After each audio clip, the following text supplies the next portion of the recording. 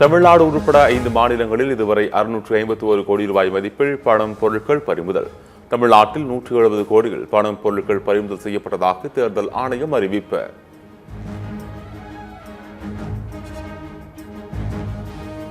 தமிழ்நாட்டில் சட்டமன்ற தேர்தலில் போட்டியிட்ட இதுவரை 3413 பேர் வேட்புமனு தாக்கல். நாளை கடைசி நாள் என்பதால் வேட்புமனுக்கள் எண்ணிக்கை அதிகரிக்கும் என எதிர்பார்ப்பு.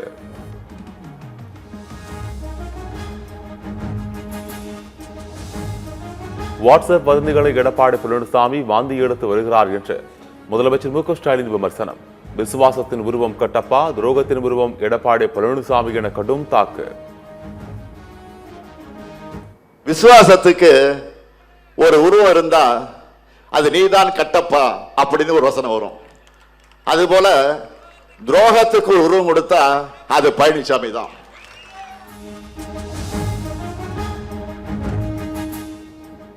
பாஜகவுடன் திமுக கூட்டணி வைத்தால் இனிக்கும், அதிமுக கூட்டணி வைத்தால் கசக்குமா என செல்லூர் ராஜு கேள்வி.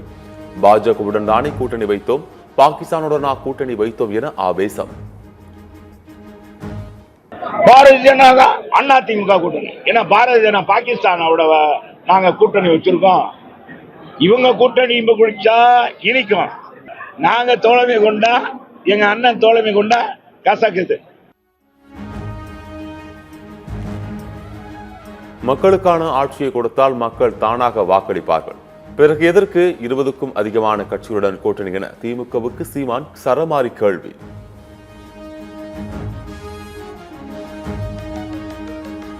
மேலூர் தொகுதி காங்கிரஸ் வேட்பாளராக காஞ்சிபுரம் முன்னாள் எம்பி விஸ்வநாதன் அறிவிப்பு.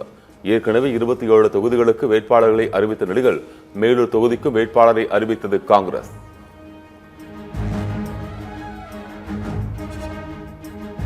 சென்னையில் வெள்ளிவாக்கம், அண்ணாநகர், விருகம்பாக்கம், தீநகரில் நாளை பரப்புரை செய்ய விஜய் திட்டம்.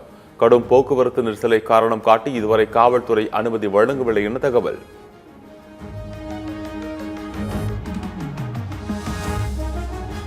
தேயிலை தோட்ட தொழிலாளர்களுக்கு தினக்கூலி 405 ரூபாயாக உயர்த்தப்படும். அசாம் தேர்தல் வாக்குறுதியில் ராகுல் காந்தி வாக்குறுதி.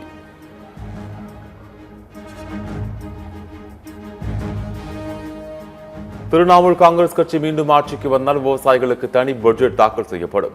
தேர்தல் பரப்புரைகள் மேற்கு வங்க முதலமைச்சர் மம்தா பானர்ஜி வாக்குறுதி.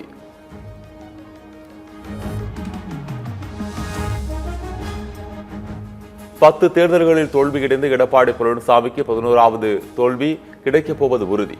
அதை குறிக்கவே பழனிசாமி இரட்டை விரலை காட்டுகிறார் என உதயநிதி பரப்புரை.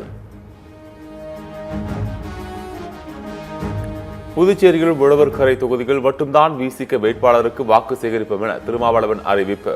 ஊசோடு, நெட்டப்பாக்கம், ஏனாமில் விசிக வேட்பாளர்களுக்கு வாக்களிக்காமல் கூட்டணி வேட்பாளர்களுக்கு வாக்களிக்க அறிவுறுத்தல். திருப்பூரில் பாறைக்குழியில் குப்பைகளை கொட்டுவதை எதிர்த்து தேர்தல் களத்தில் பொங்கி எழும் மக்கள். ஒரே தொகுதியில் 400 பேர் போட்டியிடுவதால் எத்தனை இஎம்ஐக்களை வைக்க வேண்டும் என்பதில் அதிகாரிகள் குழப்பம்.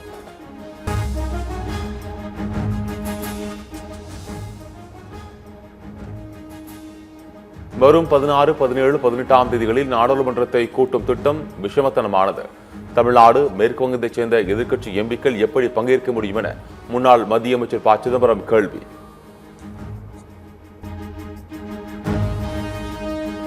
அமெரிக்காவின் வாஷிங்டன் மேயர் பதவிக்கு போட்டியிடும் தமிழ் பெண் ரினி சம்பத். தமிழகத்தின் தேனி மாவட்டத்தில் பிறந்தவரான ரினி சம்பத் ஜனநாயக கட்சிகள் சார்பில் போட்டியிட இருக்கிறார்.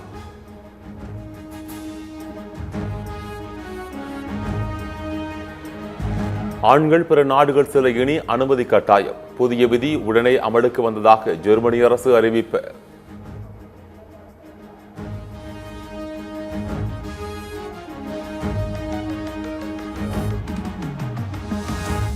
அமெரிக்க அதிபர் டிரம்புக்காக நரகத்தின் வாயில் திறக்கப்படும் என ஈரான் எச்சரிக்கை. ஹோர்முஸ் நீரிணையை திறக்காவிட்டால் ஈரான் மீது நரகம் கட்டவிழ்த்து விடப்படும் என கூறிய டிரம்புக்கு பதிலடி. நீலகிரி, தேனி, ஈரோடு, விருதுநகர் மாவட்டங்களில் இன்று கனமழைக்கு வாய்ப்பு.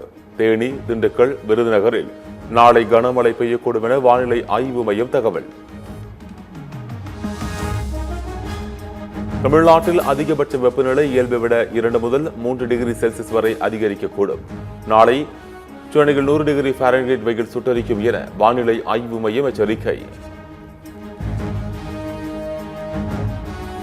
ஆர்சிபிக்கு எதிராக நேருக்கு நேர் மோதிய போட்டிகளில் முன்னிலை வகிக்கும் சிஎஸ்கே. இதுவரை ஆடிய 35 போட்டிகளில் 21 சிஎஸ்கே வெற்றி, 13 போட்டிகளில் ஆர்சிபி வெற்றி.